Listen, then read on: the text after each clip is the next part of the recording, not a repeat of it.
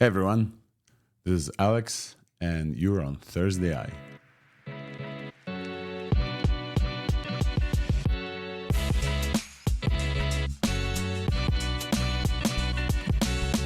What a show we have for you. Almost a year and a half ago since GPT-4 dropped, and incidentally, ThursdAI was born. And today we have the breakiest of breaking news. In the middle of the show, OpenAI decided to finally give us the strawberry and reveal O1, their new series of reasoning models with O1 Preview and O1 Mini. And this time, instead of just announcing, they actually opened it up, and everyone who pays actually can use O1 Preview and O1 Mini. And we reacted in real time. So in the second part of this podcast, you'll hear us kind of go off the rails. And this reminded me really of that first ThursdAI, where basically the reason it started and how it started is us hopping into a space to all collectively figure out what did we get from OpenAI? What is this announcement about? What are the new features, etc.? And so if you're into this and if you missed it, I found it really fun. It's a little bit different than what ThursdAI became. So if you're used to a very structured kind of type of ThursdAI, that's not it. So the updates and the details and the learnings are less structured, but I hope you'll enjoy it. I really enjoyed it, definitely. The first part of the show, though, we started with reflecting on Reflection 70B and the drama that took over the open source LLM world for the past week. If you listened to the show last week, you may recall that I announced Matt Schumer, who was on the pod multiple times, announced his Reflection 70B model that was built and fine-tuned with Glaive AI that was supposedly beating Sonnet 3.5 on multiple benchmarks in GPT-4 using a new training method and reasoning skills. Not quite. And it's more complex than that. Apparently, these evals are not reproducible. Once they uploaded the model to Hugging Face, uploaded it a couple of times, anywhere outside of their hosted API. And some folks on Twitter even suspect that the hosted API was even a wrapper for Claude using a tokenizer. So the show first starts with our reflection on kind of what happened there and what we expect from members of the community when they announce stuff like this, and our personal responsibility in this whole thing as folks who comment on releases like this. We then hosted Devendra Chaplot from Mistral, because Mistral announced a new thing this week as well. So Devendra chatted with us about Pixtral, their first ever multimodal model, which is very exciting. So much so that it deserved another torrent-like cryptic tweet where it just dropped a magnet link. And Dev dove into technical details of what they cooked over there. That was super cool. Afterwards, I was really lucky to have a conversation with Steven Johnson and Raiza Martin from the NotebookLM team at Google. They shipped something so uncannily good that I legit said, holy, on X as a reaction. And how lucky am I that I can just tweet at folks and then they will come to the show and talk about their stuff. They launched Audio Overview, a feature inside NotebookLM that allows you to generate podcasts that sound so real about any topic that you want to learn about in the world. And we have an example of such an audio during the show as well from Steven. And that was really, really fun. So definitely tune in for that conversation. And I'm very happy to not have missed this week's ThursdAI. But also, I was tiny bit out of the loop. I really appreciate everybody who tagged me in news from this week, Lincoln, everybody else. So you're getting a little bit of a raw recording here, so I apologize for that. But let's dive straight in. And here's Maziar reacting to Reflection 70B fiasco. I just need to know that you took advantage of the community that you didn't belong to. It's really hard to do what we do. It's really hard for us to explain to people what really happened. That was my piece. It's not about the model, it's not about the method, it's not about fine tuning, prompt tuning, what you use, how you evaluate. You people make mistakes, right? It's about how you behave when you find out you made a mistake. I made a mistake. I put something, there is a contamination. I evaluate the wrong model. I get super excited. I put this thing out. intentionally, unintentionally. Now it's day one, now it's day two. I will never let it go more than that because I know these people. I respect these people. I don't want them to waste any more resources. I will pull that out. I will make it private. I will say nothing. They don't need my apology. They don't need anything. They just need to know, okay, we could move on. There's nothing here. Let's move on. I just want to know what could explain such behavior rather than no, I'm not from this community. I really don't care. I just enjoyed the attention. I retweeted everybody who did everything positive, and I just put out a tweet, and my model is still trending number one. Now, I want to say I'm disappointed that Hugging Face is not removing it, but at the same time, I'm like, when did they become police of models to remove things and not remove things? Yeah, Like, that's true. Shout outs to folks on our community as well. Kyle Corbett from OpenPipe. Kyle Corbett runs OpenPipe. OpenPipe is a fine tuning service. They decided to also, I think over the weekend as well, open a conversation with Matt and Sahil and see what's going on. What was this like a fine tuning issue? Was this like a model issue? And to get involved and try to get down to see what was going on there. I invited Kyle to join. He can't. He's traveling. But as I said before, all we can do is trust each other and figure out who's the trusted member of our community. Kyle is somebody that has been on the pod a couple of times and definitely somebody I trust. He said, on the record, the only thing I know for sure, there's no model that gets the benchmarks they reported and no way for them to reproduce the reported numbers either, even via misconfigured benchmarks.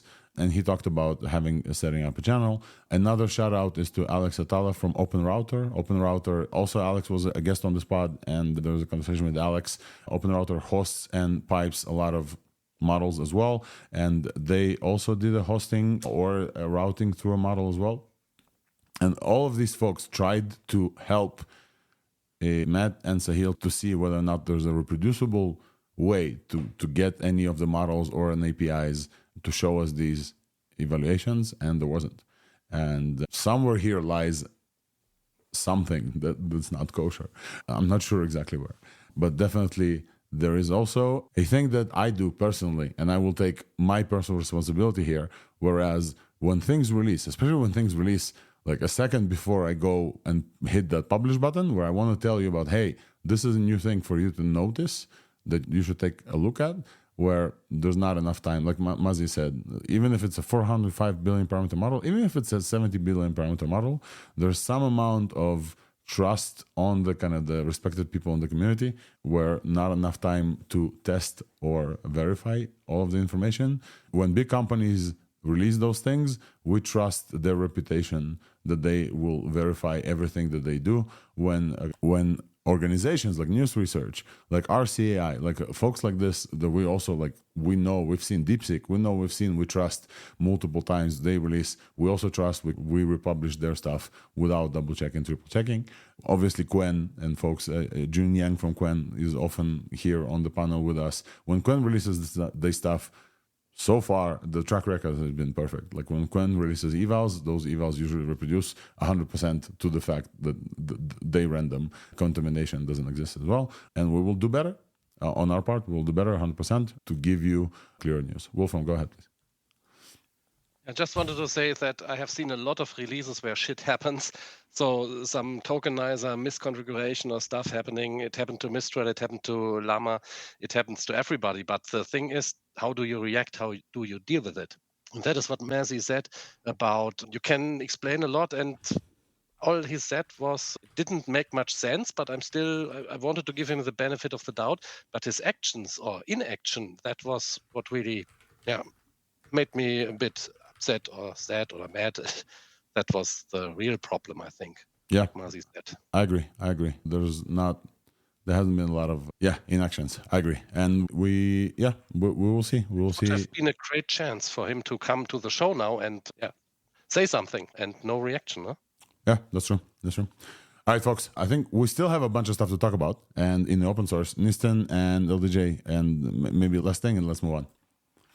Okay, last thing. One good lesson to bring from this is if we have something that's like groundbreaking, and it does happen often, a lesson would be to just have a third party or someone else verify it and run the benchmarks too.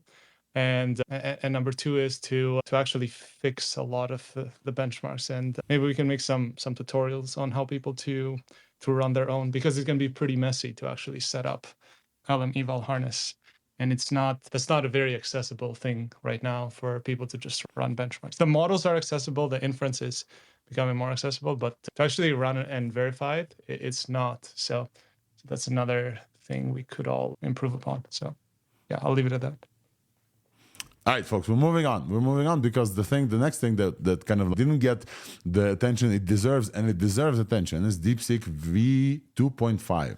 DeepSeek Coder is a model that we've talked about multiple times. DeepSeek Coder was, for the longest time, probably still one of the best coding LLMs that you could use. It is now deprecated as far as DeepSeek is concerned, because DeepSeek released DeepSeek version 2.5, and they basically rolled DeepSeek Coder, which was a specialized coding model, into their general DeepSeek.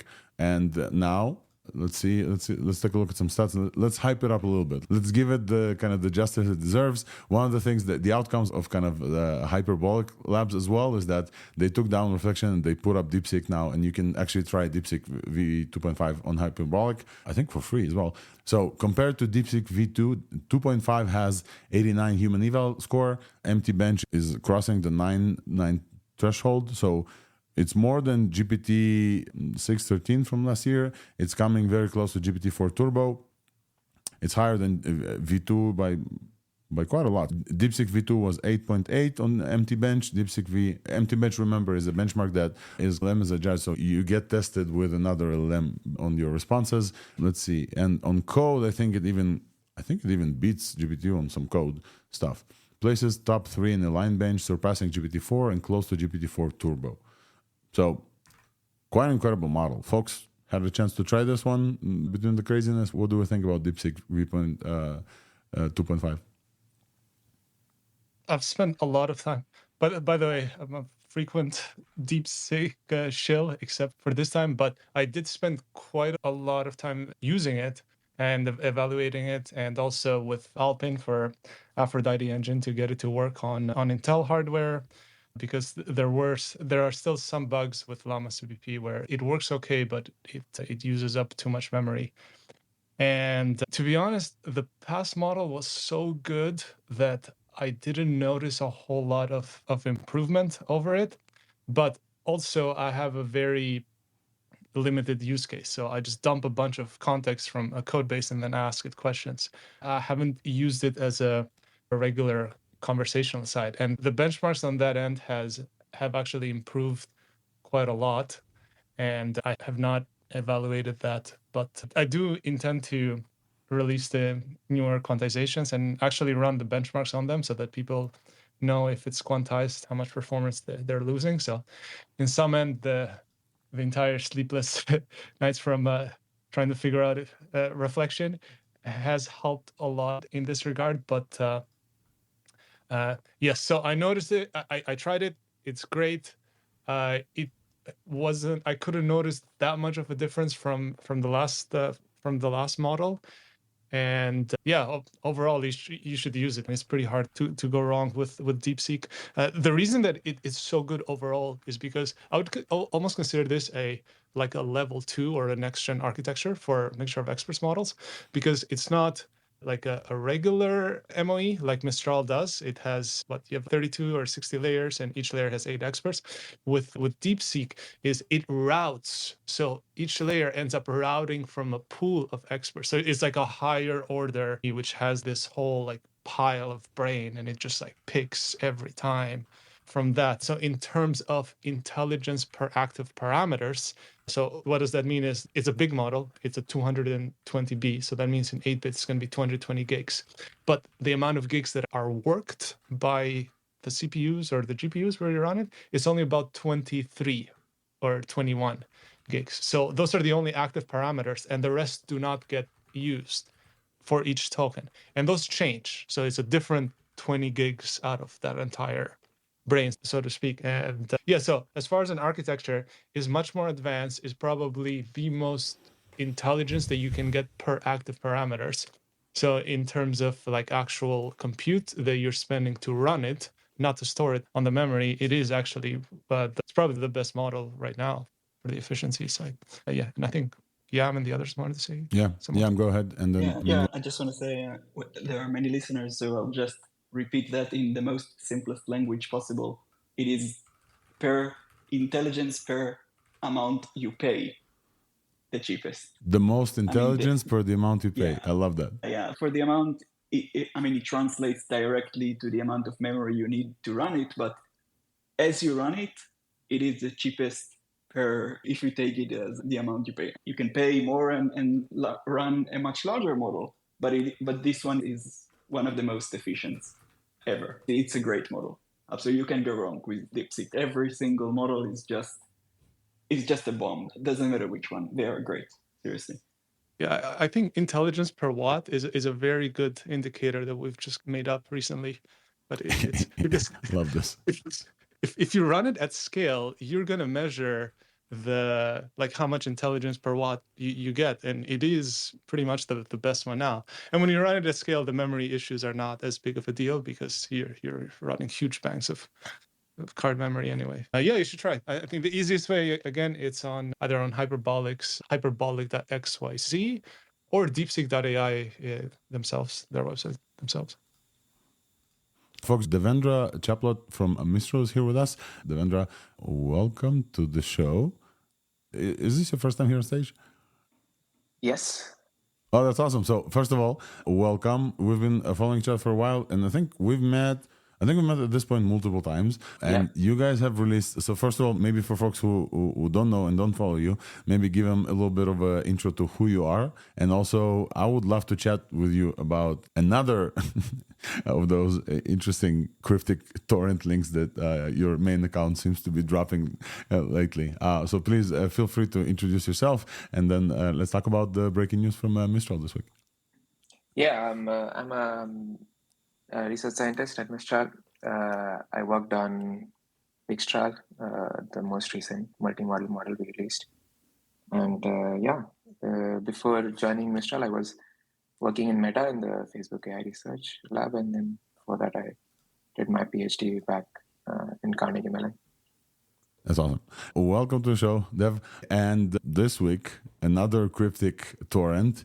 For those who downloaded this, they saw a model, I think a 12 billion parameter model, something. Could you give us a quick announcement of what, if somebody does try to inference this model, what do they see and what this model will do for them?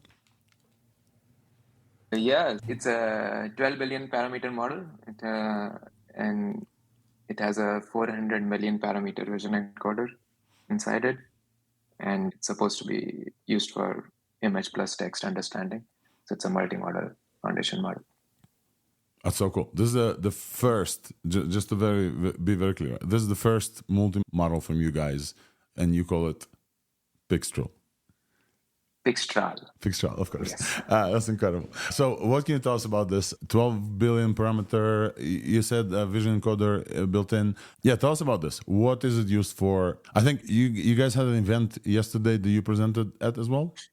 Yes. Yeah, so give us a few stats. Talk to us about this model. Talk this model up. I think you can go technical as well on this podcast. This is not like a general thing. You can go technical as well. Please tell us about this model. Yes, basically we designed this from ground up to optimize for both speed and performance, as you guys were talking about, to get the most value per flop. And so we realized that most of the open source multi-modal models were basically what they did is they took an existing LLM and they took a vision encoder like Clip or OpenClip, and they just put it together and then train with some instruction tuning data like image captioning or image QA. And what we realized that this is convenient because you already have these two models, so you can just put them together and it is faster to train.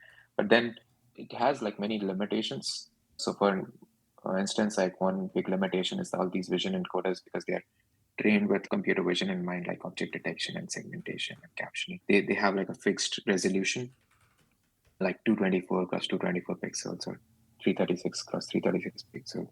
And to us, this seems like a very big limitation and doesn't make sense for foundation models, right? Because you want to use the same model to process very large documents with a lot of small text.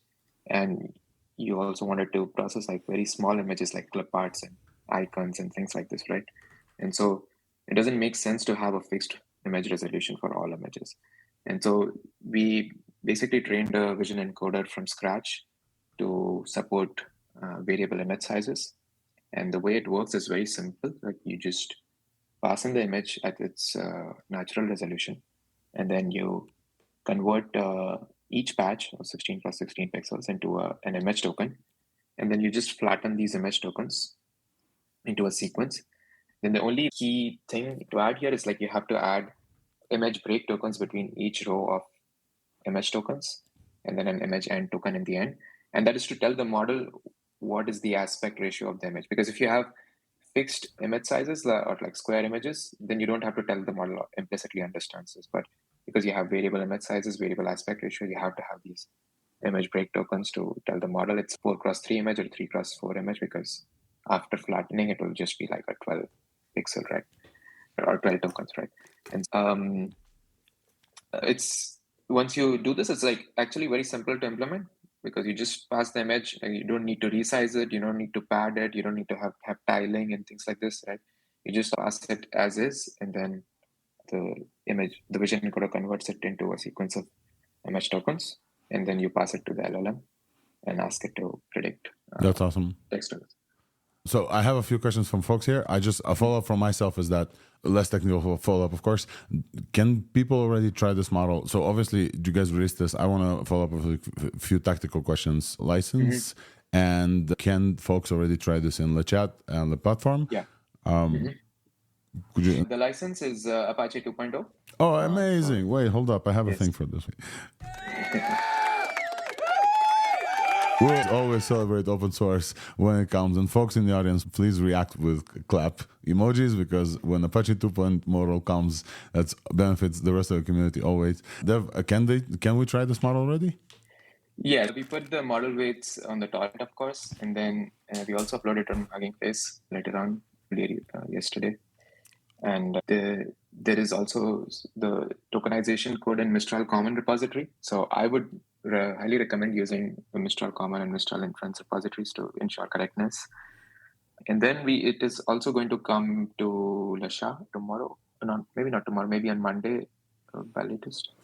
So you can try it out there as well. It's free to use on Lasha. And I'm not sure about the plans for the platform, but hopefully there is well. For folks who are listening to this, the chat and the platform are both the API offering and the inference, kind of the front-end inference offering from Mistral that you can use at Mistral.com. Nistan and Niam, go ahead. Yeah, so I wanted to confirm that the vision encoder side was trained from scratch. So that was my first thing, just to confirm. And the other thing was that in order to feed an image to the model, it's a tiny bit of pre-processing where you have to chop it up so that it understands the order of the mosaic of the encoder. Correct? As people try to implement this in and stuff. Okay, yeah. The vision encoder is trained from scratch, yes. And yes, you have to tokenize the image. I would look at the code in Mistral Common to do it in the right way. So this patching of 16 × 16 is pretty common, but like adding this image break and image end tokens is important if you're doing variable image sizes. That's the code for that is there in Mistral Common. And also you have to be careful about the position embedding. So for the images, we use 2D row position embeddings. That's something to keep in mind, yeah. Dev, are you supporting multi-images as well? Yeah, so this is the other part that I wanted to get to. Is basically, there's another very cool thing about this is that we trained this model end-to-end with large quantities of interleaved image and text data. So it can support multiple images interleaved between text and up to 128K context window. And so this is also different from many other open source multimodal models, which would support only a single image because they're trained with these image caption pairs or image plus QA pairs. So this already always trained with one image, so they don't support multiple. And it's also not cross attention. Cross attention typically supports one or few images only because they have to attend to these images, and then they lose the information of where this image occurs between the text, but here we have interleaved image and text, arbitrary sizes of images, arbitrary number of images, so you can pass in any sequence. So a conversation between me and the model, and I can drop an image, text, drop another image, text. That is supported. It's not only for captioning or only for OCR, right? Yes, absolutely. Yes. That's incredible. And any video related stuff or like multiple images in sequence? Do you guys do any exploration there? Yeah, we did quite a bit of exploration on PDFs, like multiple images from PDFs, and it works super well. We haven't tested this on video explicitly, but I'll be curious to see what you guys feel with if you try it with videos. Yeah, we chatted with the Quen team when they released Quen VL, and they have an interesting approach where they use rope embeddings and they embed the time sequence in the third dimension. So they basically, like you said, they also use rope for, I think, width and height, and the third dimension they use for time sequence, something like this, something very interesting. Yam, go ahead. I don't know, amazing, seriously amazing. But it's not surprising. Any torrent coming from Mistral is an amazing model. Do you plan to have maybe larger models or smaller models, or you can share if you can share? We are always training larger models that I can share. But yeah, so this is just a 12 billion multi-model model, and of course the natural thing is to add multimodality to larger models. So we are working on that. Yeah. That's awesome. I see Swix joined us. Swix, welcome. I'm sure you're familiar with Dev's work. Do you have a question? We chatted yesterday, actually. Oh, that's awesome. Yeah. Oh, yeah. You were at the event. You tagged me. Do you want to follow I up? live Or maybe... tweeted. I was invited live reporter. Oh, that's awesome. You want to give a highlight from this event or something that we didn't cover yet? Or maybe a follow-up question? The only one follow-up question or comment for Devendra is, I think people are having trouble hosting the code because they have some troubles with the inference code. I forget what people were telling me, but are we going to do that? Is it already done and I missed it? Or what's the scoop there? The inference code? Yeah. So we put the tokenization code in Mistral Common already. We added the support to VLLM also. And so you can actually run the model right now with the VLLM support. And also the model is uploaded on Hugging Face. Yeah, okay. I registered some issues from some of the inference providers that I talked to, but I'm sure it'll eventually be done. I think Hyperbolic was maybe the first that was non-Mistral that hosted it. The broader highlight, I don't know if you're ready to move on from Pixtral, broader highlight was Jensen. Jensen really came out in full force in support of Mistral. I was very surprised by it because... Wait, give us some context. So, Devendra, you said there was an event yesterday, Mistral and Jensen came out for this event. Was a leather jacket involved? What's going on? Yes. Basically, we had the ThursdAI summit yesterday, and we had a keynote from Arthur, our CEO, and then Guillaume, who's also a co-founder and chief scientist. He presented Mistral Dash 2, and then I presented Pixtral. And then after that, we had Jensen in person, which I hear is pretty rare. And high honor, yeah. Yeah, and he had about 1 hour chat with Arthur. And we really like NVIDIA. We love Jensen. And it seems like he likes us as well. So Swix, as a live commentator, give us your feeling in the room when Jensen came in, and what are the 2 highlights of his appreciation of Mistral and open source? The guy I was sitting next to said that he wanted to give Jensen a standing ovation. Which is pretty funny. Like this hero worship of someone worth $100 billion. Yeah, they mostly obviously they recorded the whole thing. Presumably they're going to release the high quality video. But if you want a crappy potato quality video, you can go to my Twitter accounts. I'll pin it somewhere, or Alex, you can pin it somewhere. Yeah. They focused. It was like a 3-part thing. One, just Arthur talking to Jensen about starting the GPU market, and then comparing the competitive GPU market with the competitive LLM market, right? There's a lot of fear in being investing in or working at or being a large model lab because you're Soda today, and then tomorrow someone else comes up with a new model, and then you're no longer Soda, and then what? So Jensen had a lot of similar advice from his days competing with the other GPU providers until he obviously eventually won. And I thought that was really good sort of comparison and insight, because it was only like 25 years ago that he said that GPUs really kicked off. And he talked about his whole development process of like inventing the GPU and then also all the other software and hardware innovations that he had to stack on top of it to make NVIDIA what it is today. It's not just the GPU. And then he also talked about he had a very hard line on digital employees. I think that made the biggest impression on me, to the extent that I might try to do something about it.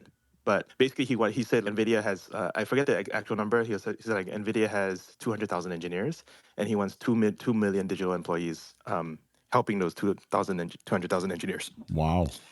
And it made me really concretely understand that NVIDIA, when you're a $3 trillion company, you are basically your own small country.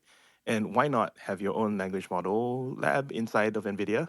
Train your own models to do your stuff, right? So he talks about how he has language models to write Verilog, to write CUDA, to write whatever else NVIDIA does internally. They've all announced this before, but hearing him say it was different because you can see that this is how he intends to run NVIDIA going forward. Yeah.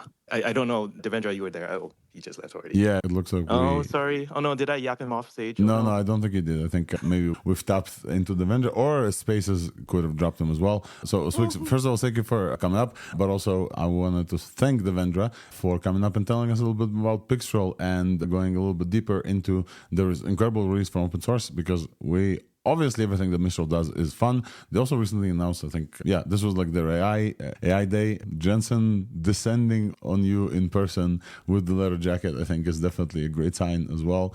And Apache 2 license models from Mistral is always fun. Mistral is always fun. Pixtral is, like the vendor said, is the right way to pronounce this. It's going to be available, I think he said, next Monday on their platforms. Apache 2 license, 12 billion parameter, and it supports multiple chat-like conversations with multimodalities. First multimodal model from the folks at Mistral. I haven't tried it yet because it's very new.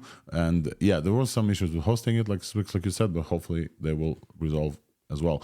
Comments from folks on stage on Pixtral, chances to try it or not yet. I've seen some examples, including Swix from your post about how good it is on OCR and comparisons to QuenVL already. So we have two very well-performant open source, I guess, open weights models. QuenVL 72 billion parameter is not yet open weights. So we've talked with QuenVL team. Their smaller weights parameter models are Apache 2 license and open weights. QuenVL is not open yet. It will come soon. Nistan, comments?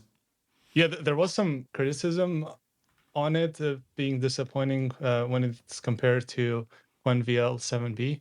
And my take on it is that QuenVL is really good. That's an extremely high bar to beat in the first place, or to even match. And the fact that they were doing it with their own vision model, which they trained from scratch, I think it's pretty good. And as a 12B, which I'm guessing is based on just like the regular NeMo 12B, it will be more conversational, or so to speak. So. Yeah, no, it's great. This is Apache 2 license. Like, it's pretty amazing. And a lot of companies and stuff are going to run it at scale. Yeah.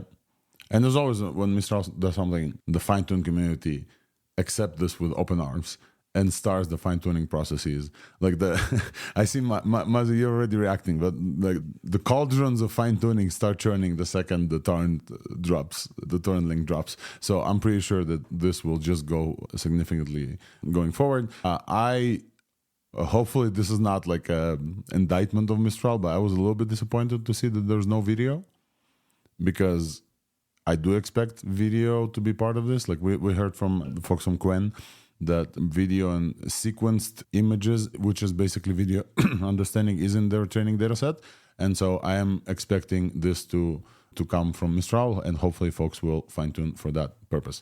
It looks like we're a little bit, we're delayed this time because of the technical issues, but we're coming up to the first hour. Let's do a quick reset, and then we'll get into the conversation with Steven. Let's do a quick reset, folks.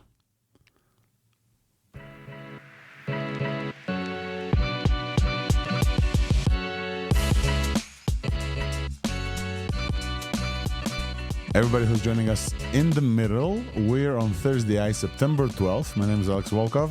I'm an AI evangelist with Weights and Biases. We had a great first hour, putting the technical issues aside. We had a great first hour. We had a conversation with Devendra Chaplot from Mistral, talking about their newest release, their first multimodal 12 billion parameter Pixtral.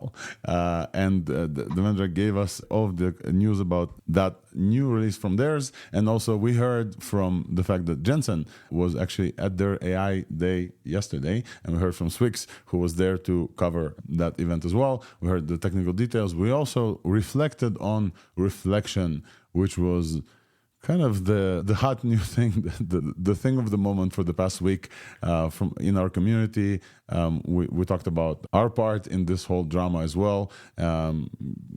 Member of our community, Mazir Panahi, basically covered the reflected on, I'm sorry, I'll keep doing this, reflected on and covered the feelings from the folks who fine-tune and how much some of this hype, which was definitely at this point we can say not deserved and spent people's time and attention and in the wrong way, and very appreciated. And definitely listen to this, although it's going to be broken to several spaces, but it will be recorded for you on the podcast. So definitely listen to this.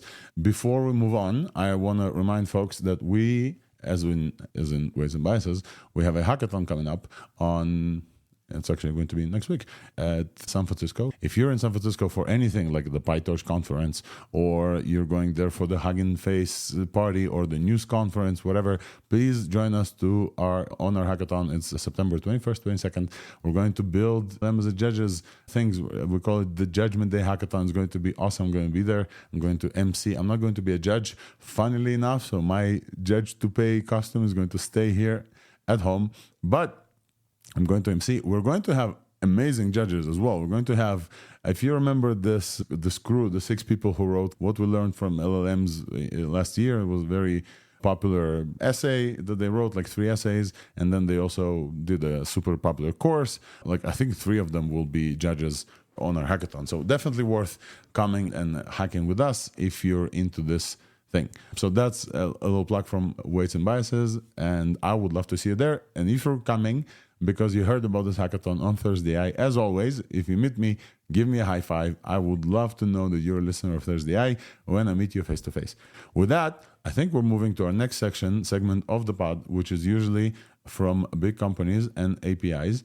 And today, my head was completely blown away by something that I saw before. I saw an announcement of this when I was invited to Google I.O., and I was waiting for this. And this morning when I was preparing my news, I saw it jump on my feed. And I was like, oh, wow, it's finally here. And I was able to actually quickly test this, unlike many other news. And very thankfully, so shout out Josh Woodward, who is VP at Google Labs, if I'm not mistaken, who connected me to Steven. And maybe, Steven, I'll let you, first of all, introduce yourself to the audience, but also then do the actual announcement of what you guys released. I believe it was today, right? Yeah, just yesterday. And I think my colleague, Raiza Martin, who is the product manager, is in the space. So if you can... Yes, so if you don't mind... Too, she may want to join. Yes, I am the editorial director at Google Labs and editorial director of NotebookLM. And in my other life, I'm an author of many books. And we've been developing NotebookLM at Google Labs for the last 2 years as your kind of like dream AI-powered research and writing thinking assistant tool that is grounded in the documents that you give it. So you upload your own sources, whether they're docs or slides or PDFs and other formats, and instantly can have a grounded conversation with the model with really robust inline citations, so you always know where the information is coming from. And we created this tool about 2 months ago called Notebook Guide that basically creates these kind of one-click overviews of all your source material. So you can upload a bunch of city regulations and you can instantly create an FAQ based on them. Or you can upload all your reading for your class and instantly create a study guide, things like that. So we're very interested in like using the technology to help people understand complex material and always know that the kind of the source material is right there so you can read it yourself. We link directly to the passages that are relevant to the answers and so on. So we're also interested in pushing into other modalities as well. And so yesterday we rolled out this new feature that we've been working on like mad all summer long called audio overviews. And it effectively takes the documents that you have shared in your notebook and generates a roughly 10-minute audio conversation between 2 engaged and entertaining AI kind of hosts who discuss the material, bring out the most interesting facts from it, tell the most interesting stories from the material, have a kind of playful banter back and forth that is quite shockingly realistic and human sounding. We spent a lot of time. I'm gonna play. Play it. Yeah, play it in a second. But yeah, please go ahead. Yeah, so one of the important things is that we realized early on is no one wants to listen to a conversation between two robots, right? Between two automated call center agents. That is not what people want to hear. But if you add in the kind of subtle back and forth, the interjections, the true kind of grain and intonation of human speech, and you combine it with a state-of-the-art AI that can do grounded source-based conversations and information, it's magic. And it's really important, I think, for folks who find that they learn and remember better through listening to an engaged conversation as opposed to just reading an initial core text. And for kind of auditory learners, we think it's just going to be a really valuable tool. So the first thing I did, so first of all, Stephen, thank you for joining ThursdAI. First of all, welcome to this community where we discuss everything that's going on weekly. And second of all, I think I saw a preview of this in Google I/O, if I'm not mistaken. NotebookLM is... I'm waiting for multiple other multimodality things that I can upload videos as well. I think also waiting for this feature. But I used NotebookLM back then. I uploaded this. That back then to me seemed okay. There's a simple RAG type approach here where I upload documents, you guys embed them, and I can ask a chat with a document. I have multiple thousands of examples of these from everywhere. I tried it again today, and today now I can use first of all documents from my Google Drive. Now I can also use web links, which was incredible to me because I don't even have to think about, I have to download a document. I just drop websites. And so there's this technique called fast HTML where from Jeremy Howard from AnswerAI, they released a new kind of approach. And here's my example. I'm hopefully you guys will be able to hear this. So I will try to play this for you guys from my NotebookLM, and hopefully this will come to the space. And if it does, let's see if it does, and you guys will give me a thumbs up. Give me 1 second, please. It's been really good for me so far, but yeah, played. Yeah, let's load the conversation. Actually, I have a video of this. Oh, yeah, okay. Ever get that itch? You know the one where you're knee deep in some massive web app project, and you just know there's got to be a I think faster, the less hair pulling. is doing it, but I posted a link above for an ArcSiv paper.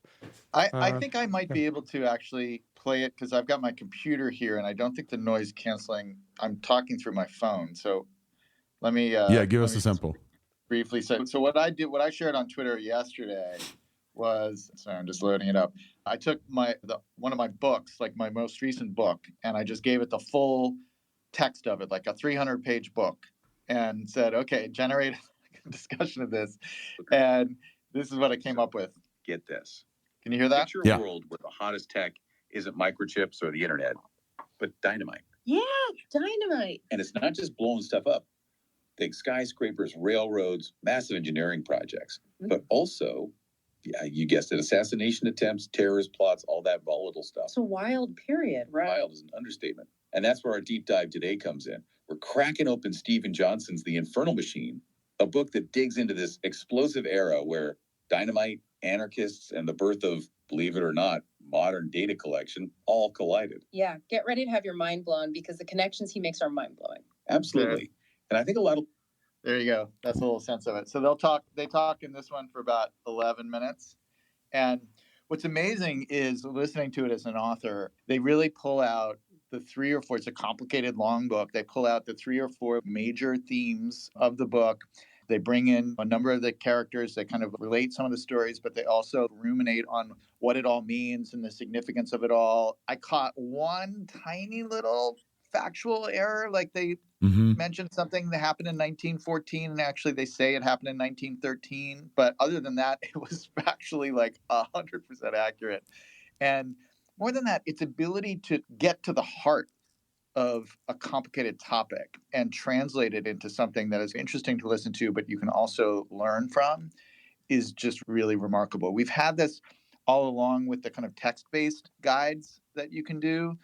And we've been good at this kind of stuff for the last kind of 6 months or so, but translating it into audio is just a really important new step forward for us. I absolutely agree. Steven, I have a question. You said you dropped your whole book in there? Yeah. I'm assuming that behind the scenes, Gemini is involved with this massive context as well? Yes. So everything we've built at NotebookLM is running on top of Gemini. We've been working on this for 2 years. So we originally started on some of the earlier Palm 2 kind of models, graduated up. Most everything is running on Gemini Pro right now, 1.5. And so we have built a kind of a surface on top of that, a full interface that allows you to take notes, that allows you to manage all your different sources. So you can have up to 50 sources in a given notebook. You can quickly turn the sources on and off to focus the model on the sources that are relevant to the question you ask. Although right now, audio overviews are just based on all your sources. You can't, prioritize one over the other. We're going to work on changing that. And yeah, and so what we try to do is build a genuinely new kind of application from scratch, knowing that there's going to be a language model at the core of the software. It's not just taking existing software interfaces and throwing an AI in there. We're trying to build something that is genuinely new as a tool for understanding and organizing your ideas and coming up with your own ideas. Yeah, that's incredible. Raiza, welcome to the show as well. Feel free to unmute and introduce yourself to the folks. Also your first time. It is my first time. Hi, everybody. I'm Raiza. I'm the product lead on NotebookLM. I'm super excited to be here. It's been just a crazy 24 hours and just super fun seeing the audio overviews that folks have been generating and sharing. Tell us about the voices themselves. They sound very realistic. Are those sourced? Do you guys use them internally for other things? Tell us about those voices. Will there be more? Give us a little bit of those actors or whatever, those characters behind them, because we're going to use them a lot for multiple learnings going forward. Yeah, I think there's a couple of questions there. I think the voices themselves, they're all AI generated. I can fast follow on specifically how it was trained or what model that we're using. But as far as what optionality is going to be provided going further, I think there's a couple of directions here that's interesting. One is obviously like providing different voices, different number of speakers, and steerability of the content in general. So being able to say, hey, I've got a ton of these sources, but I want you to focus on this topic alone. And I think really like that's the platform itself, like for NotebookLM. The real kind of like magic here, I think, is in the age of AI, you can imagine all of these like inputs and outputs. And I think as you expand on both of those types, you end up with this like fully remixable surface that's like kind of custom content that you can build like pretty quickly. And I think this is like the first example where you're like, hey, imagine you upload all of these things that are like text, images, decks, PDF, right? Like my kind of dry story is I actually uploaded a bunch of tax documents where I was like, oh, I don't actually understand this, but I probably should for IRS purposes. And it made a really cool podcast where it was pretty easy to understand. NotebookLM generally, for folks who've never used it before, it's a research tool basically, right? There's the notes feature, for example. There's also the ability to just generate for yourself multiple things like a study guide, table of contents. Could you speak a little bit about like the existing features, Raiza, and generally the focus of this as a product versus kind of general, doc with some documents features that we've seen everywhere? Yeah, that's such a great question. Thank you. So when we first launched NotebookLM a year ago, the thesis behind it was like, hey, the language models are really enabling us to do a lot of this quick analysis, quick research, quick Q&A across dense and complex documents. But what we saw in real life is about 50% of the cases are exactly that, which is people doing this fast research and insight stuff. But then the other 50% is people are really trying to create new things. And so when you use NotebookLM today, when you first upload your sources, we show you a little pop-up called Notebook Guide. And in Notebook Guide, there are a couple of things that you'll see right away. The first is it will automatically give you an overview of all of those sources in text. And then our newest edition, of course, is the audio overview. You can listen to it. But then there are two other components where it actually generates questions that you can easily click on that help you dive into the material quickly. And then the second thing is it also gives you this section where you can create completely new materials based on your sources. And that's the other 50% where people are saying, look, I want to upload whatever, these 5, 10, 20, 50 things. and I want to get an easy study guide, or I want to quickly get a briefing doc. And these are things that we've seen actually take off since we've launched it. And the most popular one is actually the study guide, where people are really trying to say, look, I've got like these 20 things I have to study. Give me this like super quick thing that I can read that helps me reasonably prepare for it, or at least get an outline of what I need to dig more into. Yep, that's awesome. Steven, I wanted to follow up with you here because you said you uploaded your book. There's multiple people uploading things. The thing that I loved is the two voices there. First of all, the two voices approach, I think, is very interesting. Not only from a perspective of just an interplay and the fact that kind of there's an acceptance when they speak. So one of the voices would say a fact and the other one would acknowledge and say or stuff like this, which is that feels crossing the uncanny valley a little bit, right? But the other thing is that there's questions there, right? So one of those kind of quote unquote characters would pose a question as a question, not as a fact from your book. Talk to me about this. How does this feel for you as an author from your own book to hear this podcast, to pose this fact as a question and then this question being answered from, do you know what I'm asking? Like, this interplay format. I've actually seen just in the last 24 hours as everybody's been sharing their explorations with it, a number of people who've posted things that they have written, either books or essays or their own notes, and said that, on the one hand, they're amazed at the fidelity of the discussion, fidelity both in terms of the audio quality and human-like kind of nature of it, but also how it accurately captures the material. But I've seen a number of people say that the conversation actually has brought up kind of new insights or framing that they themselves, the author of the original text, hadn't thought of. and that is the dream of this stuff, right? That's been one of the driving ideas we've had from the beginning with NotebookLM, is that the AI should be there to both dutifully help you find that fact that you need faster and more effectively than before, but also it should be helping you come up with new ideas, right? It should be able to push you in new directions and suggest avenues you haven't thought of. And it turns out that human conversation is a very rich way of exploring material that's very memorable and very approachable and obviously very portable. You can do it on the go. And so having that extra way of exploring material, whether you wrote it or whether somebody else wrote it, I think is just going to unlock a lot of new doors. That's awesome. Ryan, welcome to the stage, buddy. Feel free to ask Steven or Raiza a question. Thanks, Alex. Niston, good to see you. Steven and Raiza, so glad you're here because I am super excited about NotebookLM. I've got a 13-year-old and a 16-year-old, and I just can't wait for them to use this kind of tool to learn. And I'm really excited for all of us adults to use it day to day because it'll make life better. A couple technical questions, right? It feels like what you've done is worked very hard around essentially the UX of RAG, really making it usable and delightful. And you've added in this idea of ground truth with citations. And I'm just curious, I saw on Vertex that there is an option for ground truth citation. And I'm wondering, are you planning on making this kind of tool set available to developers via the API? Because the ground truth with citations, like out of the box, would be a game changer, I think, for a lot of devs. So just want to hear your thoughts on that. Yeah, thanks, Ryan. So glad you're excited about it. One thing we should clarify just technically, it's right now it's 18 plus on the age front. So just keeping that in mind with your kids. We are very excited. We think it's a great tool for high schoolers. We hope to have more news on that front, but just wanted to make sure that was out there. But the way you put that is just exactly right. Like there's a lot of cool technical things happening here, but a lot of this is also UX, right? It's like, how do you create a space where you can manage potentially like 50 documents, presumably more in the future, switch back and forth between them, read them in their original form. When we do those citations, you don't just see a reference to the passage. You click on that citation. It takes you directly to the passage in the original document so you can read more. Like all of that stuff is really complicated, but it's really a front-end problem as much as it is a kind of language model, back-end RAG kind of problem. And so we just bet very early on that this was the kind of surface that people were going to want to work in. And it had to go beyond just a straight chat interface for it to really make sense. Raiza, do you want to take this? What was the second half of the question, Ryan, again? I think, are you going to make the tooling available to devs via the API? Because so many of us want to build on top of this amazing user experience and tool set you've created.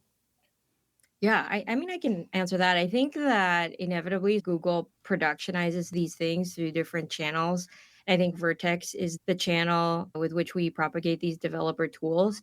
For the notebook team in particular, especially because we're such a small team, I think our focus is really what Stephen was talking about. And I'll add a little bit of my own commentary to it, which is I think AI is still, I don't want to call it a front end problem, but I want to say it's still a UX problem.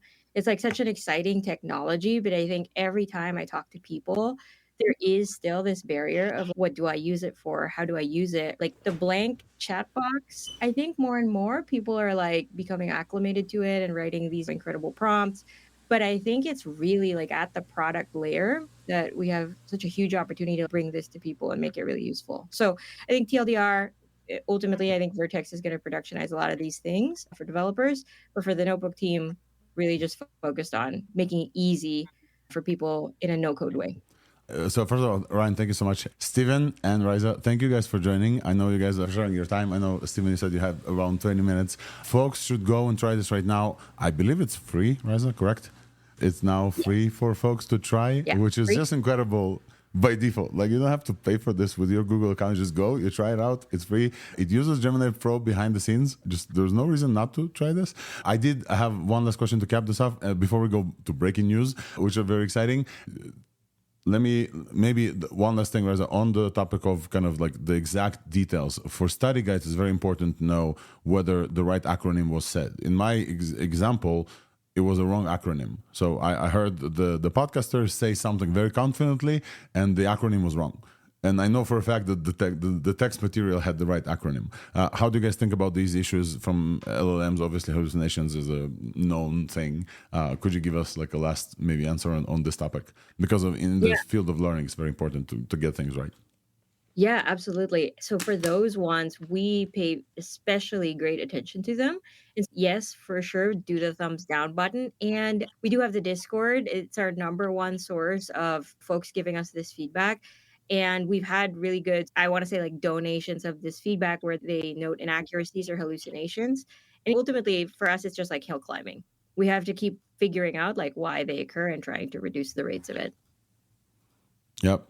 All right, awesome. So folks who want to follow up, please give Steven and Raiza a follow. And definitely Steven I saw you already post a bunch of stuff on your timeline of the audio feature. Give audio feature a try. My feedback to Josh and to you guys, immediately the thing that I was lacking in the audio is the video. And so the thing that I noticed immediately is the folks who post the most engaging audio reviews were folks who are taking the audio and putting it in some software and putting like subtitles, animated subtitles on top of this. And so if there's one thing that you could do to like, make it even more pop is to automatically generate like automatic subtitles for it. And then this will be even better for folks who like listen, but also view. But with that, Steven, Raiza, thank you so much. We will add this to the show notes as well. And I will be DMing you for some contact details for that. And I think we have to move on to some breaking news, but it's been great having you here on stage.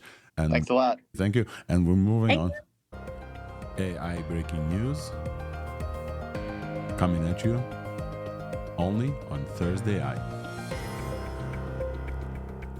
Okay, I've been waiting to press this specific button for the longest time. Yeah, are we there? Is this it? I think so. I see multiple people. Okay, I see Romain Huyet, who's like the chief developer. We got breaking news from Sam Altman himself. Sam Altman no more patience, dear me. No more patience, no more dear patience. Romain Huyet, who's like the chief developer, just posted a strawberry. LDJ, go ahead, man. I think this is the segment where we don't hand raise, we just react as things come in. Yeah, so Noam Brown just put up a tweet. It looks like and he took it down right after, maybe because he made a mistake in it. But there's this image where I guess somebody's bound to post it in a second. Yeah, here, it shows in competition level code forces. Here, let me just pull up this image. Competition code called the Code Forces benchmark. GPT-4o ELO is 800. The O1 preview model, they have this new model called O1. It's 1200, and then they have a further developed one that's beyond the preview, which gets up to 1800 ELO in that. Wait, let's talk about what the actual news is. OpenAI just released the long rumored strawberry whatever model. They call it a O1 model. and it's a model that can fact check itself, which is what we thought we were getting last week with whatever reflection thing. Whatever, let's put this aside. It can reflect. Yeah, this model can reflect. And yeah, it basically no more patience released. This is what the strawberry thing was for. Let's put the news. Okay, LDJ, sorry, go ahead. Go ahead, I interrupted you. He has his hand up. We could read the official Yeah, announcement. let's do it. Where's the official announcement? There's an official announcement? Yeah, it says introducing OpenAI O1 Preview, a series of reasoning models for solving hard problems, available starting on 9/12. We've designed a new series of AI models designed to spend more time thinking before they respond. They can reason through complex tasks and solve harder problems than previously models in science, coding, and math. Today, we're releasing the first of this series in ChatGPT and our API. This is a preview, and we expect regular updates and improvements. Alongside this release, we're also including evals for the next update. We train these models to spend more time thinking through problems before they respond, much a person would. Reflection. Through training, they learn to refine their thinking process. Yo, you know, I just realized, sorry to interrupt you, instant. Matt Schumer just OpenAI. Whatever they usually do to a day before Google releases something big, Matt Schumer did them a week before. With reflection. Sorry, go ahead. Yeah, through training, they learn to refine their thinking process, try different strategies, and recognize their mistakes. On that part. In our test, the next model update performs similarly to PhD students on challenging benchmark tasks in physics, chemistry, and biology. We also found that it excels in math and coding. In a qualifying exam for the International Mathematics Olympiad, GPT-4o correctly solved only 13% of the problems, while the reasoning model scored 83%. While their coding abilities were evaluated in contests and reached the 89th percentile in Codeforce's competition. You can read more about this in a technical research post. And it's almost done. The rest is safety. As an early model, it doesn't yet have many of the features that make ChatGPT useful, like browsing the web for information and uploading files and images. For many common cases, GPT-4o will be more capable in the near term. But for complex reasoning tasks, this is a significant advancement and represents a new level of AI capability. Given this, we're resetting the counter back to 1 and naming this series OpenAI O1. OpenAI O1. All right, folks, reactions. Ryan, go ahead. Yam, LDJ, jump in here. Yeah, so there's a video here that they posted as well. I just shared it to the space. And it says OpenAI O1 answers a famously tricky question for large language models. And then another video that they posted that says OpenAI O1 codes a video game from a prompt. And I haven't watched the full thing yet because it's a 2-minute video and it's literally been like, what, a couple of minutes? Yeah, can we play this? Let me see if I can play this. Let's see if I can. Do we have access to the model or... I guess somebody should check that. Yeah, is this a wait list? What's going on? Is this a blog post? Yeah, what did we get? I'm trying to find the bottom line. Okay, so starting today, ChatGPT Plus and team users will be able to ask us 0-1 models in ChatGPT starting today. Let's see. Wait. Exciting. By the way, MMLU scores went from 88 to 92. Holy shit! So it's not. I don't have it. Like yet. it's good, but not. I feel like MMLU is pretty saturated at this point because there's been like a lot of significant improvements to some degree. I would say like Cloud 3.5 Sonnet over GPT-4, for example, but it only went up 1 point in MMLU. Developers who qualify for API access will start prototyping with both models in the API today. Rate limit of 20 RPM. So I'm logged into the API and I'm not seeing the model yet. So I don't see it on ChatGPT, but I see a million things there.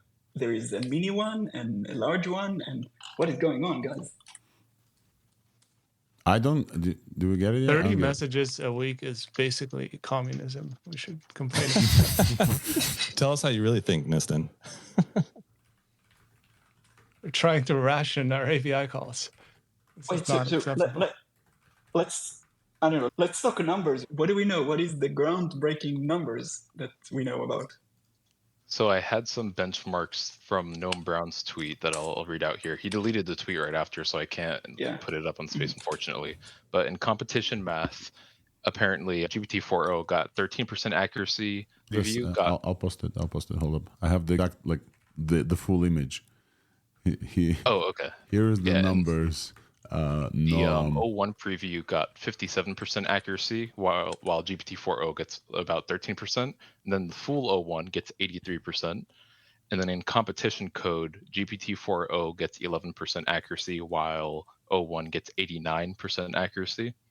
And then in PhD level science questions with GPQA Diamond benchmark, GPT-4o gets 56%, Expert Human gets 69%, and O1 gets 78%. Oh, I found GPQA Diamond. Oh, it's jumped quite a bit with this. So it went from 56 on GPQA Diamond to 78. I found some stuff in the docs that's worth noting. So everybody can go to platform.openai.com/docs/models/O1.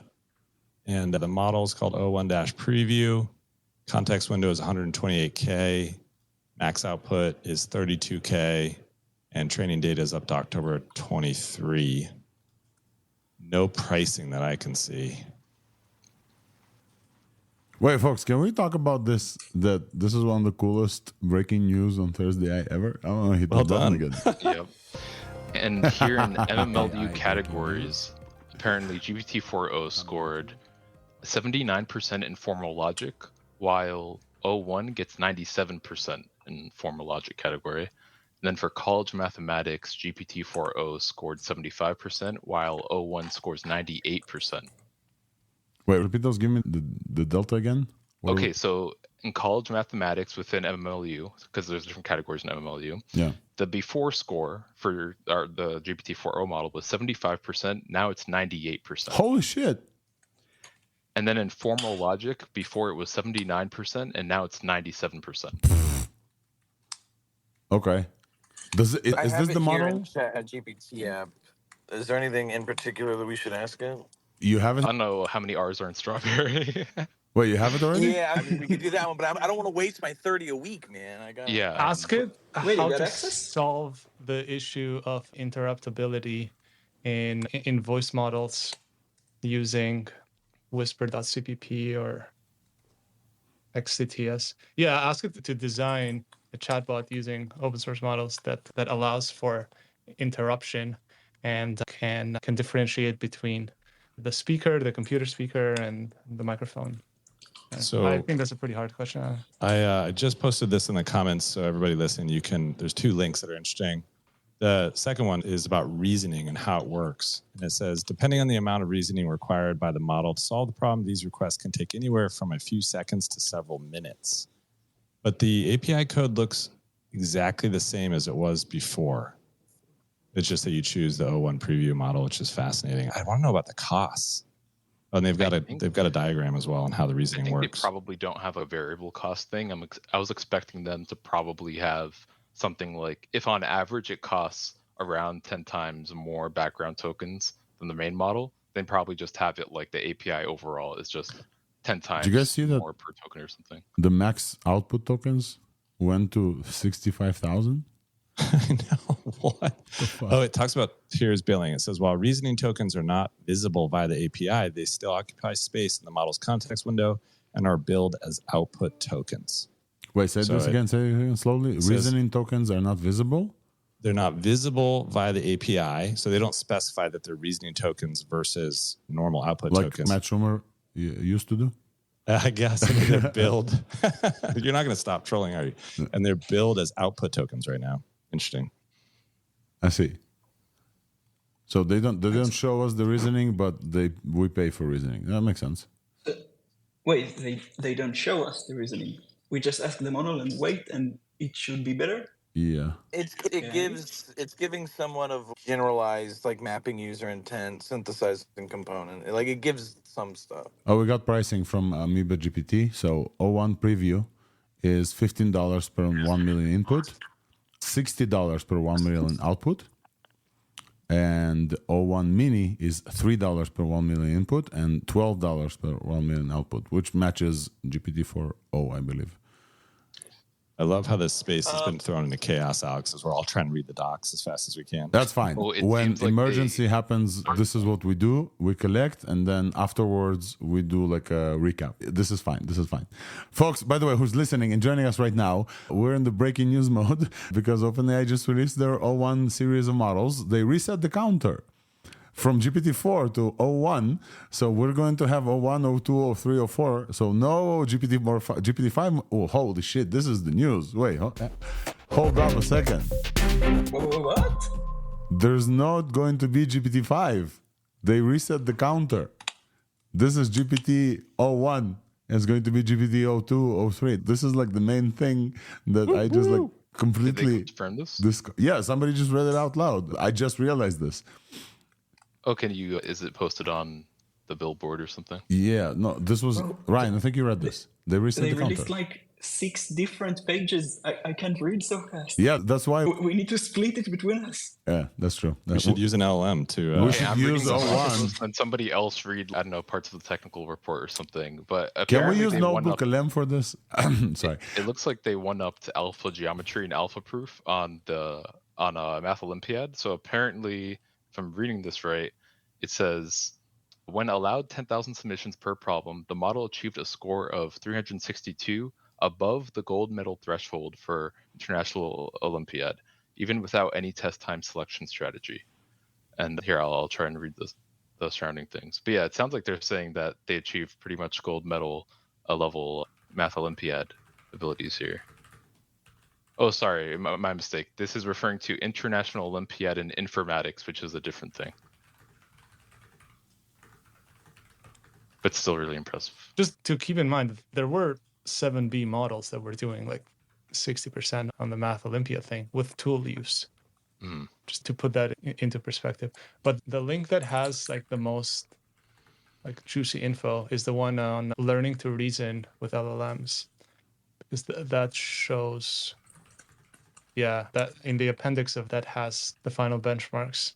So it's like from biology, it went from 61 to O1 with 69 and O1 previous 65. Chemistry went from 43 to 60. Physics jumped a lot, 68 to 89. And then MMMU, I think that one's from 69 to, multimodal one is from 69 to 78. And math, the main one that jumped up was math, but it also jumped up for Quen either. Yeah, I'm trying to look. It looks like it's a lot of, it's good. It's just a lot of chain of thought prompting, and it's going to be expensive to run. Michelle?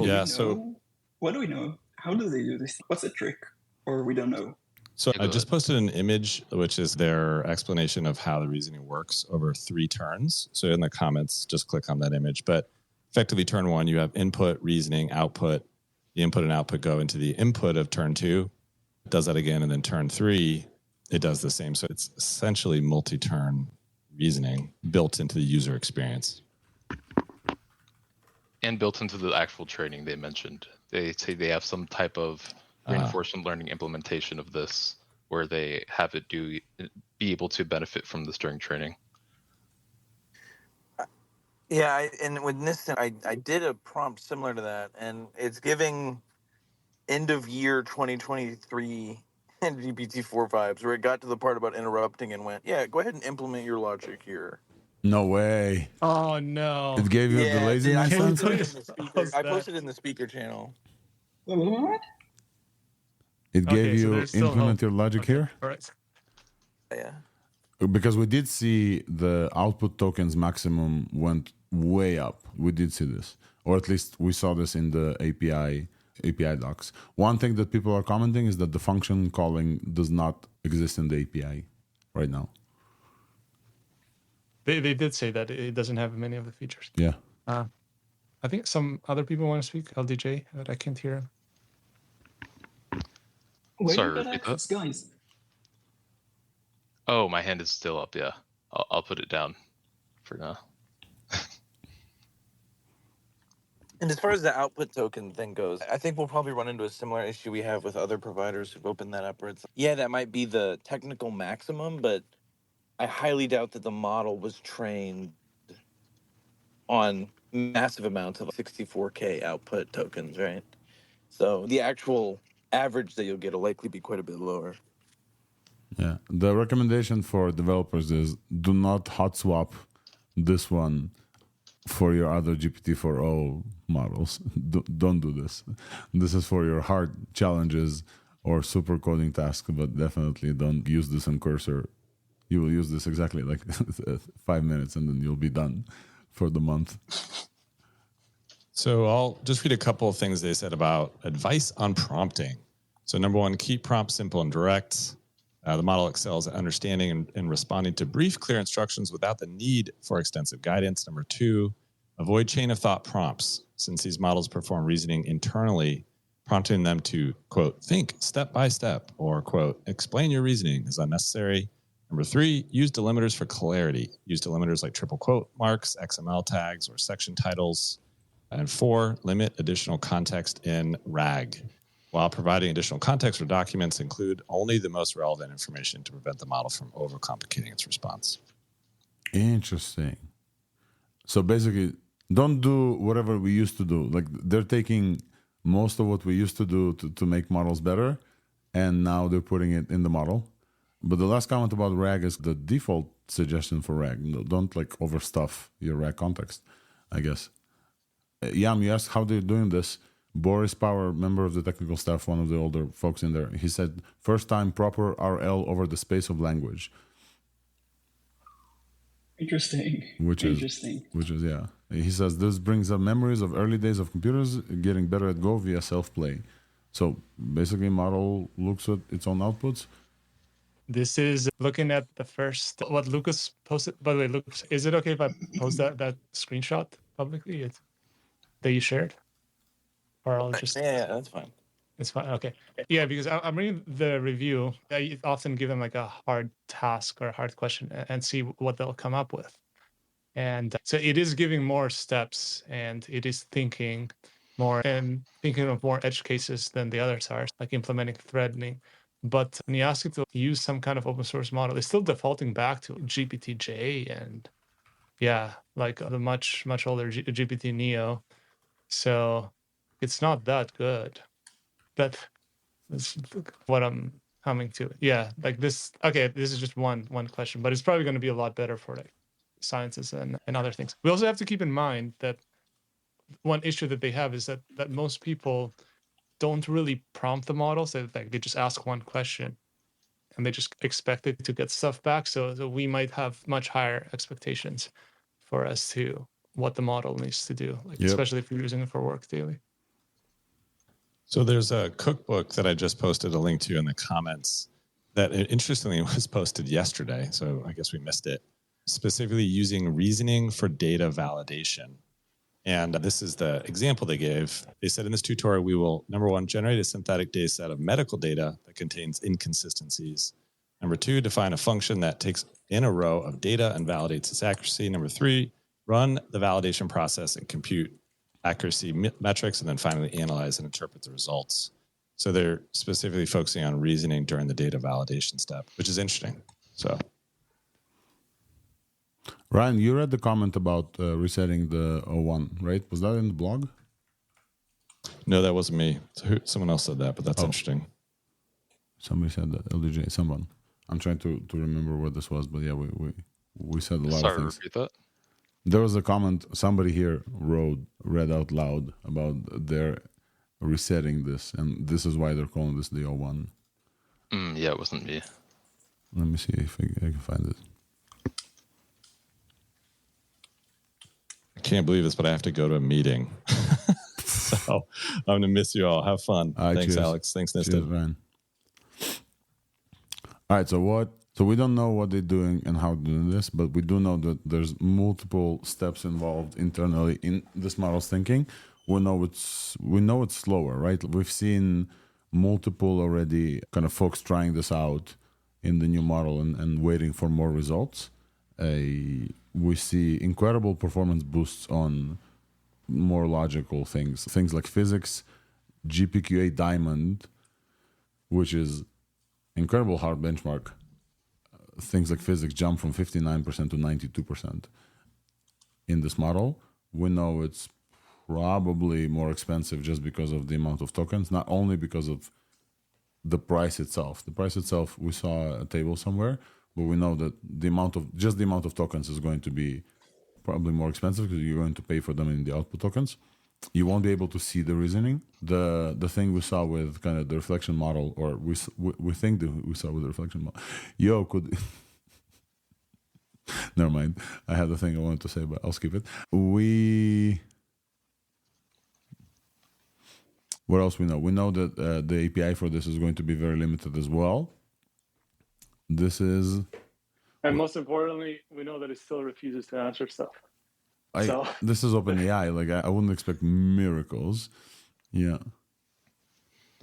So it does seem, based on their technical report here, and they do have, or I guess system card they call it, they mention how GPT-4o still has a little bit of an advantage when it comes to ambiguous questions, which is somewhat of a spectrum, and I guess I'll see what exactly they're defining as ambiguous. But on what they define as unambiguous questions, that's where the O1 Mini and the O1 Preview model are significantly better than GPT-4o.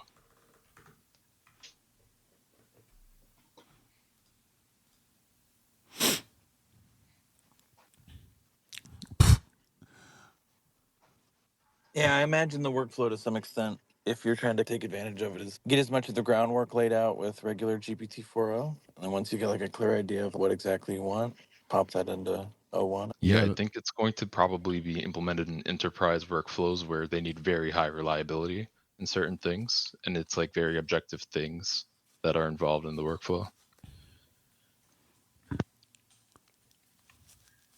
I have yet to find anything which is not evaluation in the technical report. Anyone found anything? Can you repeat that question? So I'm looking at the technical report and everything is just about evaluations. So also, but it's still making mistakes. Like it's listing a step of prerequisites. And specifically, the question said maybe use Whisper.cpp, .C+, and it says prerequisite, programming language, Python, libraries and tools, Whisper.C+. So this is not AGI yet. No, we're far away from AGI.